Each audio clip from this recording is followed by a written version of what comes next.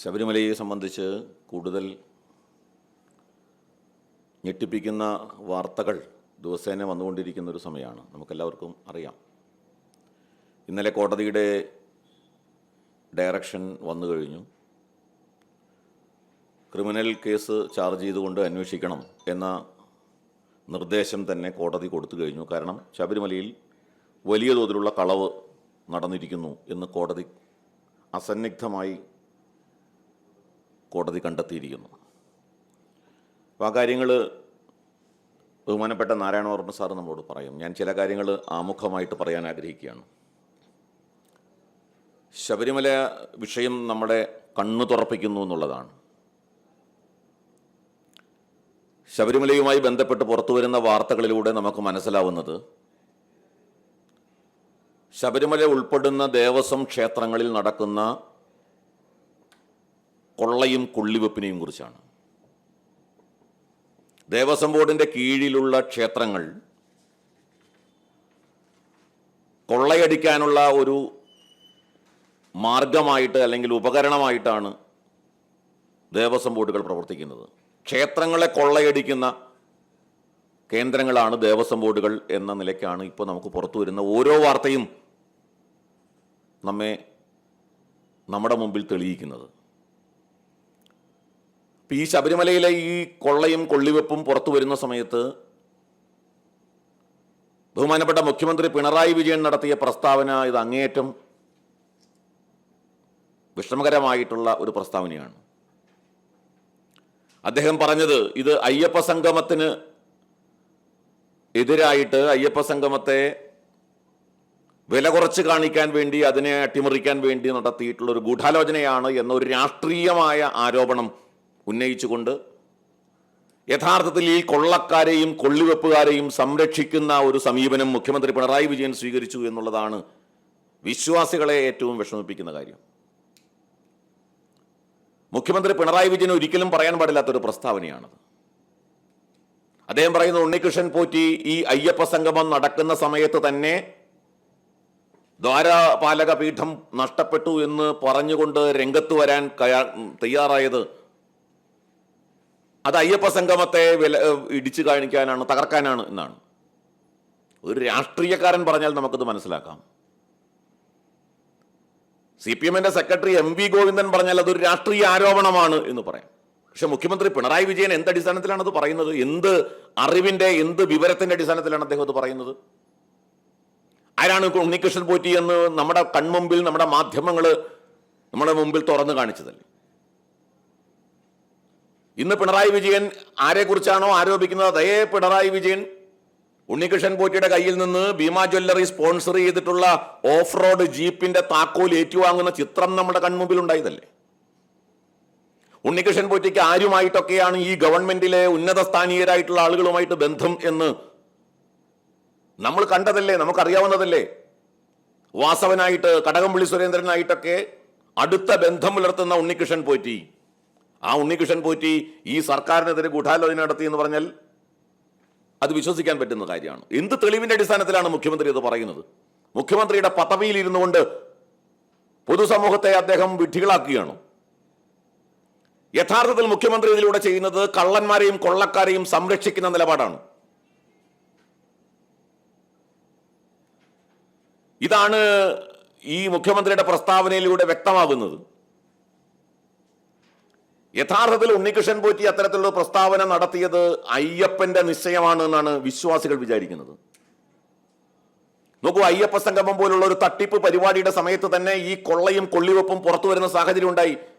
ആരുടെ ഗൂഢാലോചന പ്രകാരമാണ് സ്പെഷ്യൽ കമ്മീഷണർ താൻ അറിയാതെയാണ് ഈ പറയുന്ന സ്വർണ്ണപ്പാളികൾ പുറത്തുപോയത് എന്ന് ആരുടെ ഗൂഢാലോചന പ്രകാരമാണ് ഹൈക്കോടതിയിൽ റിപ്പോർട്ട് നൽകിയത് എന്ന് മുഖ്യമന്ത്രി വ്യക്തമാക്കണം.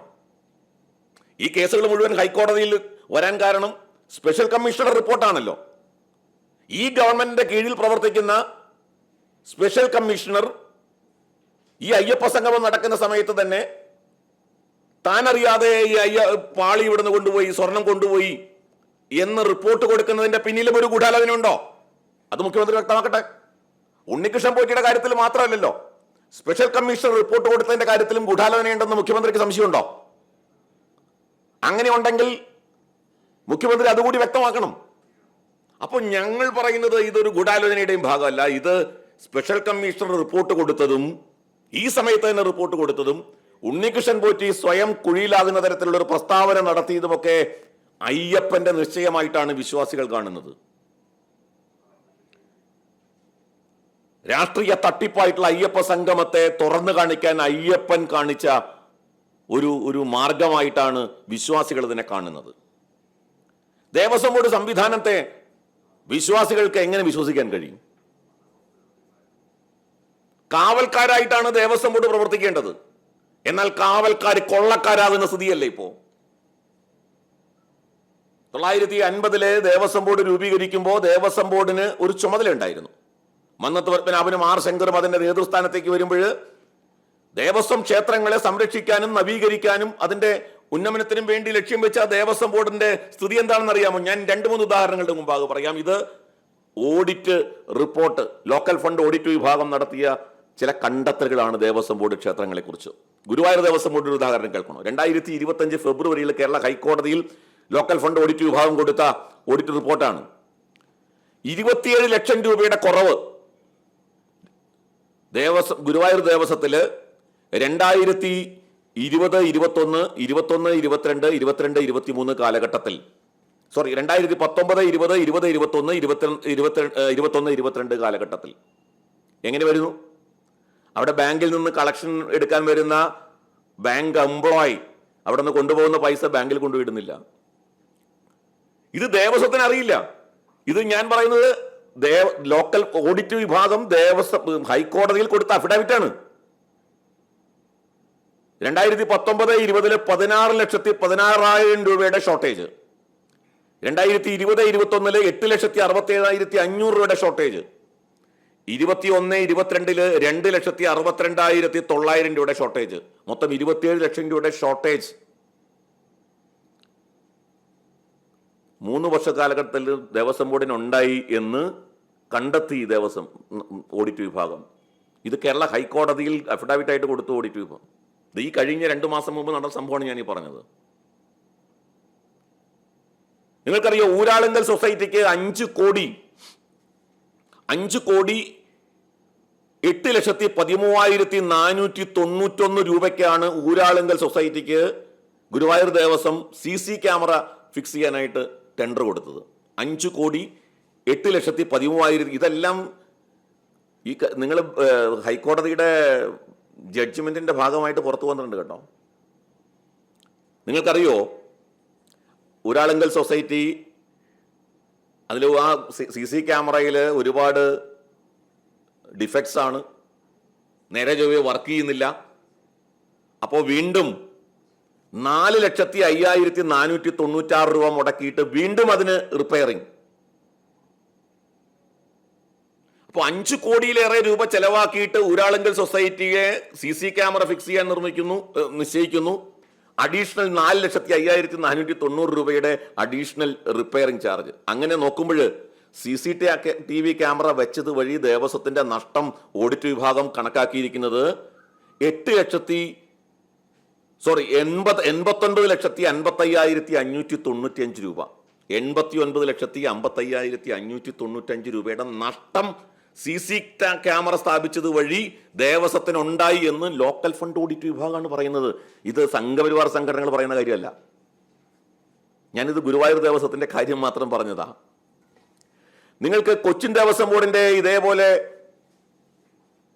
സംഭവങ്ങൾ ഒട്ടനവധി റിപ്പോർട്ട് ചെയ്യുന്നത്. തൃപ്പൂണിത്തുറ ക്ഷേത്രവുമായി ബന്ധപ്പെട്ട നിരവധി വാർത്തകൾ ലോക്കൽ ഫണ്ട് ഓഡിറ്റ് വിഭാഗത്തിൻ്റെതായിട്ട് പുറത്തു വന്നതാ.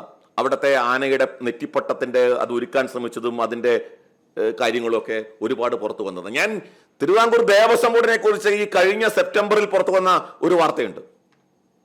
നിലയ്ക്കലില് ശ്രീ അയ്യപ്പ ഫ്യൂവൽസ് എന്ന് പറഞ്ഞിട്ടുള്ള ഒരു പെട്രോൾ പമ്പുമായി ബന്ധപ്പെട്ട ആ അയ്യപ്പ ഫ്യൂവൽസുമായിട്ടുള്ള പെട്രോൾ പമ്പിൽ 2025 ഓഗസ്റ്റിലാണത് Kerala high court Swami Ayyappa fuels 2014 July 13 വരെയുള്ള എൻട്രിയേ ഉള്ളൂ. ഈ പെട്രോൾ വിറ്റതിന്റെ എൻട്രി 2014 ജൂലൈ 13 വരെയുള്ളത്. ഗവൺമെന്റ് ഡിപ്പാർട്ട്മെന്റ്സിന് ക്രെഡിറ്റ് കൊടുത്തിട്ടുണ്ട്. ഗവൺമെന്റ് ഡിപ്പാർട്ട്മെന്റിന് ക്രെഡിറ്റ് കൊടുത്തിട്ടുണ്ട്. അത് 2024 സെപ്റ്റംബർ 13 വരെയുള്ളൂ. ക്യാഷ് ബുക്ക് വെരിഫൈ ചെയ്യുന്നില്ല, സ്റ്റോക്ക് മെയിൻറ്റെയിൻ ചെയ്യുന്നില്ല, ആരും ഇതിനെക്കുറിച്ച് അന്വേഷിക്കുന്നില്ല. ഇത് പറഞ്ഞത് ലോക്കൽ ഫണ്ട് ഓഡിറ്റ് വിഭാഗമാണ്. ലക്ഷക്കണക്കിന് രൂപയുടെ അഴിമതി ഈ ഒറ്റ പമ്പുമായി ബന്ധപ്പെട്ടുണ്ടായി എന്ന് കേരള ഹൈക്കോടതിയിൽ കണ്ടെത്തി. അതിനുശേഷം കേരള ഹൈക്കോടതി ഈ തിരുവിതാംകൂർ ദേവസ്വം ബോർഡിന്റെ മുഴുവൻ കണക്കും ഡിജിറ്റലൈസ് ചെയ്യാൻ തീരുമാനിച്ചു. ആ തീരുമാനം അട്ടിമറിച്ചിരിക്കുകയാണ്. അപ്പൊ ഞാൻ പറയുന്നത്, ദേവസ്വം ബോർഡ് സംവിധാനം, അത് മലബാർ ദേവസ്വം ബോർഡാകട്ടെ, കൊച്ചിൻ ദേവസ്വം ബോർഡാകട്ടെ, ഗുരുവായൂർ ദേവസ്വം ബോർഡാകട്ടെ, തിരുവിതാംകൂർ ദേവസ്വം ബോർഡാകട്ടെ, അഴിമതി നിറഞ്ഞതാണ്. നമ്മൾ പുറത്തു വരുന്ന വാർത്തകൾ നമ്മൾ കണ്ടു. എങ്ങനെ നടക്കുന്നു? കൊട്ടാരക്കര ക്ഷേത്രത്തിലെ കരിപ്രസാദം കൊടുക്കുന്നതിന്റെ സ്ഥിതി ഇന്ന് പത്രങ്ങളിൽ വാർത്തയാണ്. ഭക്തന്മാരുടെ വിശ്വാസത്തെ ചൂഷണം ചെയ്യുകയാണ് ദേവസ്വം ബോർഡ്. അതിനെ കൊള്ളയടിക്കുന്നു അവർക്ക് അർപ്പിക്കുന്ന വരുമാനം. ശാസ്താംകോട്ട ക്ഷേത്രത്തിലെ കൊടിമരം 6 കിലോ ഉപയോഗിച്ച് സ്വർണം പൂശിയത് ഇപ്പോൾ കറുത്തിരിക്കുന്നു എന്ന് പറയുന്നു. മലബാർ ദേവസ്വം ബോർഡിന്റെ കീഴിലുള്ള ക്ഷേത്രത്തിലെ 20 പവൻ കാണുന്നില്ല എന്ന് പറയുന്നു. ദേവസ്വം ബോർഡ് ഒരു കൊള്ള സങ്കേതമായിട്ട് മാറിയിരിക്കുന്നു. അതുകൊണ്ട് ഹിന്ദു ഐക്യവേദി, അയ്യപ്പ സേവാ സമാജം തുടങ്ങിയിട്ടുള്ള ഹൈന്ദവ സംഘടനകൾ ഞങ്ങൾ ആവശ്യപ്പെടുന്നത് ഈ ദേവസ്വം ബോർഡ് സംവിധാനം ക്ഷേത്രങ്ങൾക്ക് മേലുള്ള ഒരു അശനിവാദമാണ്. ദേവസ്വം ബോർഡ് പരാജയപ്പെട്ടിരിക്കുന്നു.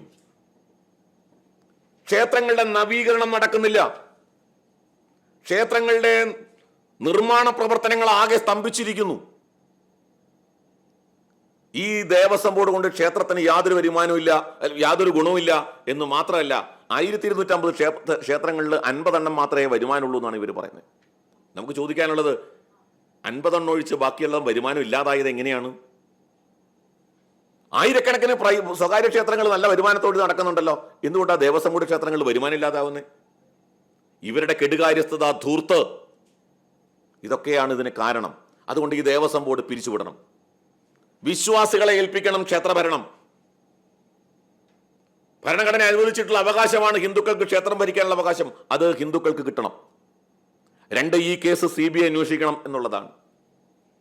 ഞാനത് ആവർത്തിച്ച് പറയേണ്ട കാര്യമില്ല. എന്താണ് ഈ അന്വേഷണത്തിന്റെ പരിമിതി എന്ന് നമുക്കറിയാം. ഈ കേസ് സംസ്ഥാനാന്തര തലത്തിൽ പോകേണ്ട ഒരു കേസാണ്. അതുകൊണ്ട് CBI അന്വേഷിക്കണം. ഈ കാര്യങ്ങൾ ഉന്നയിച്ചുകൊണ്ടാണ് ഞങ്ങൾ ഒക്ടോബർ 15-ാം തീയതി കേരള സെക്രട്ടേറിയറ്റിന് മുൻപാകെ കേരളത്തിലെ ഹിന്ദു നേതാക്കന്മാർ സർക്കാരിന് മുമ്പാകെ ആവശ്യം ഉന്നയിച്ചുകൊണ്ടൊരു ധർണ നിശ്ചയിച്ചിട്ടുള്ളത്. CBI അന്വേഷണം ആവശ്യപ്പെട്ടുകൊണ്ടും ദേവസ്വം ബോർഡ് രാജിവെക്കണം എന്നാവശ്യപ്പെട്ടുകൊണ്ടും ഉള്ള സെക്രട്ടേറിയറ്റ് ധർണ 100-ലേറെ ഹൈന്ദവ സംഘടനാ നേതാക്കന്മാർ പങ്കെടുക്കും. വെള്ളിമല സ്വാമി ചൈതന്യാനന്ദജി മഹാരാജ് അദ്ദേഹമാണ് ഈ ധർണ ഉദ്ഘാടനം ചെയ്യുന്നത്. കേരളത്തിലെ പ്രമുഖരായിട്ടുള്ള ഹൈന്ദവ നേതാക്കൾ പങ്കെടുക്കും എന്നാണ് ഞങ്ങൾ പ്രതീക്ഷിക്കുന്നത്. ഒക്ടോബർ 15-ാം തീയതി രാവിലെ 10:30 മണിക്ക് സെക്രട്ടേറിയറ്റിന് മുമ്പാകെ. ഇതോടൊപ്പം തന്നെ നിരവധി നാമജപ യാത്രകൾ ഇപ്പോൾ നടന്നുകൊണ്ടിരിക്കുന്നുണ്ട്. ദേവസ്വം ബോർഡിന്റെ AC ഓഫീസുകളിലേക്കുള്ള മാർച്ചുകൾ നടക്കുന്നുണ്ട്. ശബരിമല പ്രക്ഷോഭം ശക്തമാക്കുക എന്നുള്ള തീരുമാനം തന്നെയാണ് ഹൈന്ദവ സംഘടനകൾക്ക്. ശബരിമല മുൻനിർത്തിക്കൊണ്ട് ഈ ക്ഷേത്രങ്ങളുടെ ബാധിച്ചിട്ടുള്ള ഈ കൊള്ളക്കാരെ പുറത്താക്കുക, ക്ഷേത്ര വിശ്വാസികളല്ലാത്തവരെ പുറത്താക്കുക എന്ന ലക്ഷ്യം വെച്ചുകൊണ്ടുള്ള സമരം, ആ സമരം ശക്തമായിട്ട് മുന്നോട്ട് കൊണ്ടുപോകാൻ തന്നെയാണ് ഹൈന്ദവ സംഘടനകൾ തീരുമാനിച്ചിട്ടുള്ളത്. കൊട്ടാരക്കര ഗണപതി ക്ഷേത്രം എന്ന് പറഞ്ഞാൽ കേരളം മാത്രമല്ല, കേരളത്തിന് പുറത്തും വളരെ പ്രശസ്തമായൊരു ക്ഷേത്രമാണ്. അങ്ങേയറ്റം ഭക്തിയോടെ ആളുകൾ അവിടെ വരുന്നു. കൊട്ടാരക്കര ഗണപതി മുഴുവൻ ഭക്തരുടെയും ഒരു വലിയ വിശ്വാസമാണ്. അവിടുത്തെ കാര്യമാണ് പുറത്തു വന്നത്. ഇപ്പോൾ കരിപ്രസാദം ഉണ്ടാക്കുന്ന സ്ഥലത്ത് മദ്യക്കുപ്പികൾ ഉൾപ്പെടെ കണ്ടു എന്നാണ്. അത് മാധ്യമങ്ങളുടെ മുമ്പാകെ പ്രദർശിപ്പിക്കുക. വിശ്വാസത്തെ ഇത്രയും ചൂഷണം ചെയ്യുകയും അതിനെ അവമതിക്കുകയും ചെയ്യുന്ന ഒരു കാലഘട്ടം ഉണ്ടായിട്ടുണ്ടോ നമ്മുടെ കേരളത്തിൽ? എങ്ങനെയാണ് ഇവർ ഈ തരത്തിൽ ഒരു തീരുമാനത്തുന്നത്? ഇപ്പോൾ കൊട്ടാരക്കര ഗണപതി ക്ഷേത്രത്തിലെ കാര്യം മാത്രമല്ല, ഓരോ ക്ഷേത്രം, അമ്പലപ്പുഴ പാൽപ്പായസത്തിൻ്റെ വിഷയത്തിൽ ഇതുപോലെ ഇഷ്യൂ ഉണ്ടായിരുന്നു. ഇത് എല്ലാവരും ഇപ്പോൾ നമ്മൾ നോക്കൂ, ശബരിമലയിലെ അരവണ 5 കോടി രൂപയുടെ അരവണ മറ്റുമാണ് കീടനാശിനി എന്നും പറഞ്ഞ് നശിപ്പിച്ചു കളഞ്ഞത് അല്ലേ? 2.5 കോടി രൂപയാണ് അത് നശിപ്പിക്കാൻ വേണ്ടി ചിലവാക്കിയത്. 2.5 കോടി രൂപ നശിപ്പിക്കാൻ. 5 കോടിയോ മറ്റുമാണ് അതിൻ്റെ വില. 2.5 കോടി രൂപ അത് എവിടെയാണ്? പാലയിലോ മറ്റെവിടെ റബ്ബർ തോട്ടത്തിൽ കൊണ്ടുപോയി കുഴിച്ചിട്ടു എന്നാണ് പറയുന്നത്. അതിനും ഒരു പരാതിയുണ്ട് കേട്ടോ. 85 ലക്ഷം മറ്റോ ചിലവാക്കിയിട്ട് വേറൊരാൾ ടെൻഡർ കൊടുത്തിരുന്നു. അയാൾക്ക് കൊടുക്കാതെ 2.5 കോടി ആൾക്ക് കൊടുത്തു എന്നുള്ള പരാതിയുണ്ട്. ആ പരാതി ഇപ്പോൾ നിലവിലുണ്ട്. അത് 85 ലക്ഷം കോട്ട് ചെയ്ത ആൾക്ക് കൊടുക്കാതെ എന്തുകൊണ്ടാണ് 2.5 കോടി രൂപ കോട്ട് ചെയ്ത ആൾക്ക് കൊടുത്തതെന്ന് അതും ദുരൂഹമാണ്. ഇപ്പം നിങ്ങൾ ചോദിക്കും, ശബരിമലയിൽ അന്നദാനം നടത്തുന്നുണ്ട്. അന്നദാനം ആരാ നടത്തിയിരുന്നേ? ശബരിമലയിൽ എല്ലാവർക്കും അന്നദാനം കൊടുത്തിരുന്നു. അവിടെ സന്നദ്ധ സംഘടനകളാണ്, ചാരിറ്റി ഓർഗനൈസേഷൻസ് ഉണ്ട്, അല്ലാതെ അയ്യപ്പ സേവാ സംഘം, അല്ലെങ്കിൽ അയ്യപ്പ സേവാ സമാജം, ക്ഷേത്ര സംരക്ഷണ സമിതി, വിശ്വഹിന്ദു, അങ്ങനെ ഒരുപാട് സംഘടനകൾ, വ്യക്തിപരമായ ചാരിറ്റി ഓർഗനൈസേഷൻസ് ഒരുപാട്. 10 പൈസ ദേവസ്വത്തിന് ചിലവുണ്ടായിരുന്നില്ല. 49 രൂപ പ്രകാരം ഒരു കിലോ അരിക്ക് 49 രൂപ പ്രകാരം കോട്ട് ചെയ്തിട്ട് ദേവസ്വം ബോർഡ് അരി വാങ്ങാൻ കരാർ കൊടുത്തിരിക്കുക. എത്ര ലക്ഷം രൂപ ചിലവാക്കണം ദേവസ്വം ബോർഡ്? എന്തിന് ചിലവാക്കണം സത്യത്തിൽ? അപ്പോൾ ദേവസ്വം ബോർഡിന് ഈ ശബരിമലയിൽ കൊള്ള നടത്താൻ വേണ്ടിയാണ് ശബരിമലയിൽ നിന്ന് എല്ലാ സംഘടനകളെയും ഒഴിവാക്കിയത്. ഒരു സംഘടനയ്ക്കും ഇപ്പോൾ ദേവസ്വം ബോർഡ് സന്നിധാനത്ത് പ്രവേശനമില്ലല്ലോ. എല്ലാ ഹൈന്ദവ സംഘടനകളെയും ക്ഷേത്രങ്ങളിൽ നിന്ന് ഒഴിവാക്കുന്നതിൻ്റെ കാരണം ഈ ക്ഷേത്രങ്ങൾ കൊള്ളയടിക്കാനാണ്. പണ്ട് ക്ഷേത്രങ്ങൾ തകർത്തത് പുറമേ നിന്നുള്ള ശക്തികളാണ്. ടിപ്പുവിൻ്റെ കാലത്ത്, മുഗളന്മാരുടെ കാലത്ത് ഒക്കെ തകർത്തിട്ടുണ്ട് പുറത്തുനിന്ന് ബാഹ്യ ശക്തികൾ. ഇപ്പോൾ അങ്ങനെയുള്ള ശക്തികളില്ലാതെ വരുമ്പോൾ പിന്നെ തകർക്കാനുള്ള വഴി എന്താ? അകത്ത് കടന്ന് തകർക്കുക, ഉള്ളിൽ നിന്ന് തകർക്കുക. ഇപ്പോൾ ക്ഷേത്രങ്ങളെ ഉള്ളിൽ കടന്ന് കമ്മിറ്റിയിൽ അല്ലെങ്കിൽ ഭരണത്തിൽ കയറി ഉള്ളിൽ കടന്ന് തകർക്കുന്ന സമീപനമാണ് ഇപ്പോൾ സ്വീകരിച്ചുകൊണ്ടിരിക്കുന്നത്. ക്ഷേത്രങ്ങളെ തകർക്കുക എന്നുള്ള ലക്ഷ്യമാണ്. ഇതാണിപ്പോൾ നടന്നുകൊണ്ടിരിക്കുന്നത്. ഇത് വളരെ ഗൗരവമായിട്ടുള്ളൊരു കാര്യമാണ്. നിങ്ങൾ മാധ്യമങ്ങൾ ചോദിക്കണം ദേവസ്വം ബോർഡ് പ്രസിഡന്റിനോട്. എൻ്റെ ഒരു അപേക്ഷയാണ്, നിങ്ങൾ ചോദിക്കണം, ഏറ്റവും ഒടുവിലിറങ്ങിയ ഓഡിറ്റ് റിപ്പോർട്ട് ഏത് കാലത്തെയാണെന്ന് ചോദിക്കണം. ദയവ് ഏത് മാധ്യമങ്ങളൊന്ന് ചോദിക്കണം. അതിൻ്റെ ഒരു കോപ്പി തരുമോ എന്ന് ചോദിക്കണം. അതിൻ്റെ കോപ്പി എടുക്കാനുള്ള നമ്മൾ വിവരാവകാശ നിയമം അനുസരിച്ചിട്ടും ഒക്കെ അപേക്ഷിച്ചിട്ടും ഒരു രക്ഷയില്ല കേട്ടോ. ഒരു കോപ്പി തരത്തില്ല. പലതരത്തിലുള്ള ബുദ്ധിമുട്ടുകൾ പറഞ്ഞത് തരാതിരിക്കുക. ആ കോപ്പി വായിച്ച് ഒരു വട്ടം നിങ്ങൾ വായിച്ചാൽ മതി ദേവസ്വം ബോർഡിൻ്റെ എന്തെല്ലാം ക്രമക്കേടുകൾ നടക്കുന്നു എന്ന് നിങ്ങൾക്ക് മനസ്സിലാവും. ഞാനിത് അതുകൊണ്ട് ഗൗരവം പിടിച്ചൊരു കാര്യമാണ്. മാധ്യമങ്ങൾ ഈ വിഷയത്തിലേക്ക് ശ്രദ്ധിക്കണം. നിങ്ങളുടെ വളരെ വലിയ സംഭാവന ഈ വിഷയം ഇത്തരത്തിലേക്ക് എത്തിയതിലുണ്ട് എന്നുള്ളത് തന്നെയാണ്. ഞങ്ങളത് നിങ്ങളെല്ലാവരെയും, നിങ്ങളോട് ഞങ്ങൾക്ക് നന്ദിയുണ്ട്, കടപ്പാടുണ്ട്. കാരണം ഈ വിഷയം ഇത്രയും ചർച്ചയാവാനും ജനങ്ങളുടെ ഇടയിലേക്ക് വരാനും മാധ്യമങ്ങൾ വഹിച്ച പങ്കിനെ ഒട്ടും ചെറുതായി കാണാൻ സാധ്യമല്ല. ഒരുപാട് കാര്യങ്ങളിൽ തീർച്ചയായിട്ടും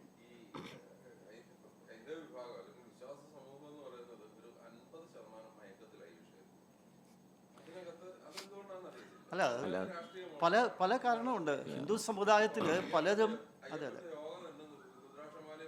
അതെ യോഗദണ്ഡ് നന്നാക്കാൻ മകനെ തന്നെ ഏൽപ്പിക്കുന്നു.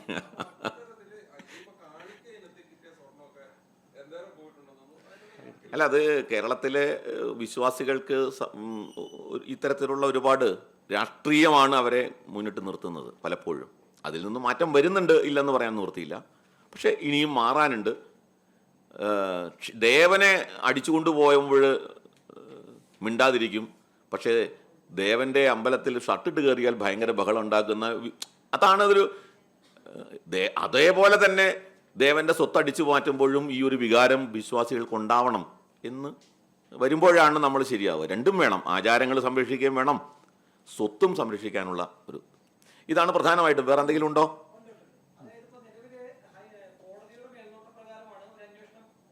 അതെ അതെ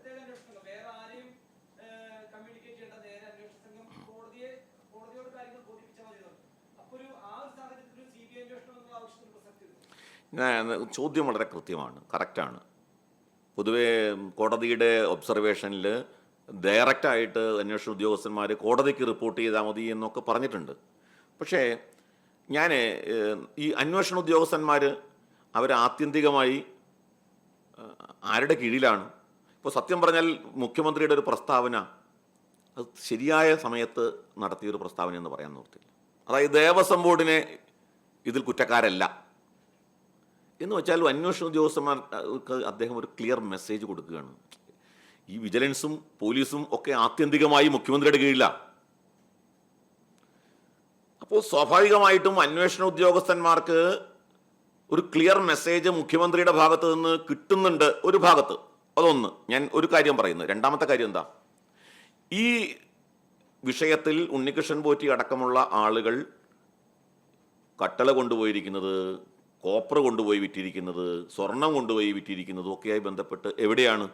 കേരളത്തിന് പുറത്തുമൊക്കെയാണ്. പലരിൽ നിന്ന് അവർ പണം പിരിവ് നടത്തിയിട്ടുണ്ട്. അപ്പോൾ സംസ്ഥാനത്തിന് പുറത്താണ് കുറ്റകൃത്യത്തിൻ്റെ വലിയൊരു പങ്കും നടന്നിട്ടുള്ളത്. അതുകൊണ്ട് തന്നെ സംസ്ഥാനത്തിനകത്തുള്ളൊരു അന്വേഷണ ഏജൻസിക്ക് പരിമിതികളുണ്ട്.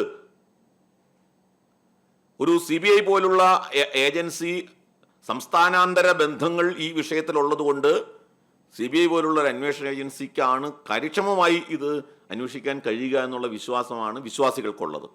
പക്ഷെ ബഹുമാനപ്പെട്ട കോടതി ഒരു നിശ്ചയം എടുത്തിരിക്കുന്നു. നമുക്കത് വിമർശിക്കാൻ നിവൃത്തിയില്ല. കോടതിയുടെ വിധിയൊക്കെ വിമർശിക്കാം. ഞാൻ പറയുന്നത് ഇപ്പോൾ പൊതുസമൂഹത്തിന് മുമ്പിൽ അതിനൊരു വിശ്വാസമൊക്കെ ഉണ്ടാവാം. പക്ഷേ നാളിതുവരെയുള്ള നമ്മുടെ അനുഭവം വെച്ചിട്ട് ഈ സംസ്ഥാനത്തെ അന്വേഷണ ഏജൻസികൾക്ക് ആ പരിമിതി ഉണ്ട് എന്ന വിശ്വാസത്തിൻ്റെ അടിസ്ഥാനത്തിലാണ് ഞങ്ങൾ സമഗ്രമായ ഒരു CBI അന്വേഷണം തന്നെയാണ് വേണ്ടത് എന്ന് പറയുന്നത്.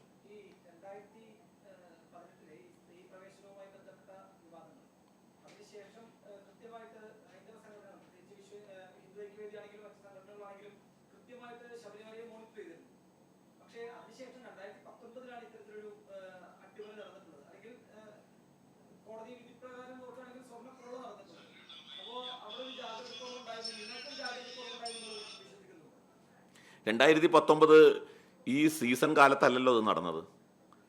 ഈ കൊള്ള മുഴുവൻ നടന്നത് 2019 ഫെബ്രുവരിയിൽ അതിൻ്റെ ഉത്തരവ്. ജാനുവരി മകരസംക്രാന്തിയോടുകൂടി സംഭവം അവിടുത്തെ പിന്നെ അവിടെ ആരും ഇല്ലല്ലോ, അവിടെ കയറ്റയില്ല. പിന്നെ 1-ാം തീയതി മുതൽ 5-ാം തീയതി വരെ അവിടെ കയറ്റുള്ളൂല്ലോ. എല്ലാം 1-ാം തീയതി മുതൽ 5-ാം തീയതി വരെ അവിടെ കയറ്റുള്ളൂ. അപ്പോൾ എന്നാണ് ഇത് സംഭവിച്ചത്? സീസൺ ഇല്ലാത്ത ഓഫ് സീസൺ സമയത്താണ് ഈ സംഭവങ്ങൾ മുഴുവൻ. അത് തന്നെ അവർ തെരഞ്ഞെടുത്തു എന്നുള്ളതാണ്. അതെ അതെ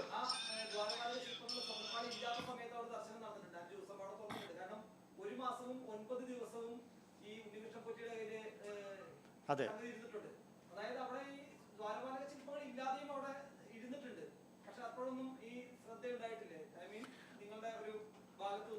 അല്ല, ഇത്തരത്തിലുള്ളൊരു സംഭവം നമ്മൾ പ്രതീക്ഷിക്കുന്നേ ഇല്ലല്ലോ. നമുക്കിത് എങ്ങനെ പ്രൊഡിക്റ്റ് ചെയ്യാൻ സാധിക്കും? ഇതിങ്ങനെ മോഷ്ടിക്കാൻ വേണ്ടിയിട്ടുള്ള ദേവസ്വം ബോർഡാണ് അവിടെ ഇരിക്കുന്നത് എന്നുണ്ട് നമ്മൾ മുന്നിൽ കണ്ടിരുന്നെങ്കിൽ നമ്മളത് ജാഗ്രതയോടെ ഇരിക്കുമായിരുന്നു. ഇത് അങ്ങനെ ഒരു പ്രതീക്ഷയേ ഇല്ലല്ലോ. അപ്പോൾ അങ്ങനെ നോക്കിയാൽ നിങ്ങൾക്ക് തന്ത്രിയെ കുറ്റപ്പെടുത്തേണ്ടി വരും, മേൽശാന്തിയെ കുറ്റപ്പെടുത്തേണ്ടി വരും. They are the signatories in this document. Melsanthi and tantris also the signatories in the document. മാത്രമല്ല, ഇത് 2019 അവിടെ കോടതി നിയോഗിച്ച സ്പെഷ്യൽ കമ്മീഷൻ ഉണ്ടായിരുന്നു. അദ്ദേഹത്തിൻ്റെ ശ്രദ്ധയിലും അത് പെട്ടിട്ടില്ല. ശരിക്കും അദ്ദേഹമാണ് അത് റിപ്പോർട്ട് ചെയ്യേണ്ടത്. ഇപ്പോൾ ചെയ്ത പോലെ തന്നെ അങ്ങനെ ഒരു ഇതുണ്ടെങ്കിൽ ആദ്യം റിപ്പോർട്ട് ചെയ്യുന്ന അദ്ദേഹമാണ്. കുറ്റമറ്റ രീതിയിൽ കാര്യങ്ങൾ പോകുന്നു, ഇടയ്ക്കിടയ്ക്ക് കോടതിയുടെ നിരീക്ഷണങ്ങളുണ്ട്, അങ്ങനെയാണ് അത് പൊയ്ക്കൊണ്ടിരുന്നത്. അപ്പം ഭക്തജനങ്ങൾക്ക് ഇത് അറിയില്ല ആക്ച്വലി.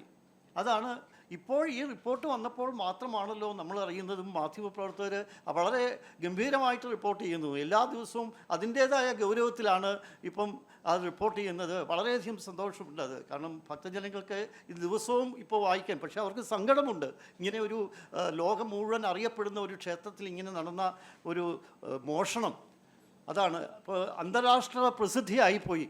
നമ്മൾ അയ്യപ്പ സംഗമത്തിൽ എന്താണോ ഉദ്ദേശിച്ചത് അതിൻ്റെ ഒരു ഇഫക്റ്റ് നമുക്കിപ്പോൾ മനസ്സിലായി. ലോകത്തുള്ള ഭക്തജനങ്ങളെല്ലാം മനസ്സിലായി ശബരിമലയിൽ എന്താണ് നടക്കുന്നതെന്നുള്ളത്.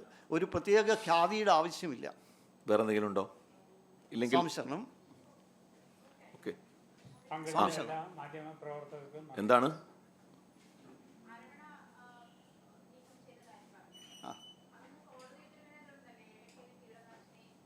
അല്ല, കോടതി ഉത്തരവിനെ തുടർന്നാണ്. അല്ല, കേടായത് എങ്ങനെയാണെന്ന് അന്വേഷിച്ചിട്ടുണ്ടോ ദേവസ്വം ബോർഡ്? കേടായതിൻ്റെ ഉത്തരവാദികളെ പീനലൈസ് ചെയ്തിട്ടുണ്ടോ ദേവസ്വം ബോർഡ്? അല്ല, ഈ കരാർ കമ്പനി അവിടെ ശർക്കര, ഈ പറയുന്ന നിലവാരം കുറഞ്ഞ അരവണ എങ്ങനെ വന്നു? ആരാണ് അതിന് ഉത്തരവാദി? ഞാൻ ചോദിക്കുന്നത്, who is the responsible person behind this? ആരാണ് ഇതിന്റെ പിന്നിലുള്ള ആ ഉത്തരവാദിത്തപ്പെട്ടവര്? ദേവസ്വം ബോർഡ് കണ്ടെത്തിയിട്ടുണ്ടോ?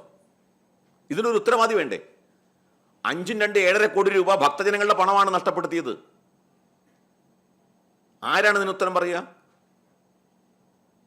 അപ്പോൾ ഇതിന് ഉത്തരം പറയേണ്ടവർ തന്നെ സംഗതി നമ്മളോട് ചോദിച്ചാൽ നമ്മൾ എന്ത് മറുപടി പറയും? ഇവർക്ക് യാതൊരു ഉത്തരവാദിത്വമില്ല. അരമണയുടെ കാര്യമായാലും എല്ലാത്തിലും ഇതൊക്കെയാണ് സംഭവിക്കുന്നത്. ഹൈക്കോടതി പറഞ്ഞതാണ് കളയണമെന്ന്. ഹൈക്കോടതി 2.5 കോടി രൂപ മുടക്കിയിട്ട് ഡിസ്മാൻഡിൽ ചെയ്യണമെന്ന് പറഞ്ഞിട്ടില്ല. 85 ലക്ഷം രൂപ വേണമെങ്കിൽ കൊടുക്കാമായിരുന്നു. എന്തുകൊണ്ടാണ് കൊടുക്കാത്തത്? ആരൊക്കെയാണ് ഇതിന്റെ പങ്കാളികൾ?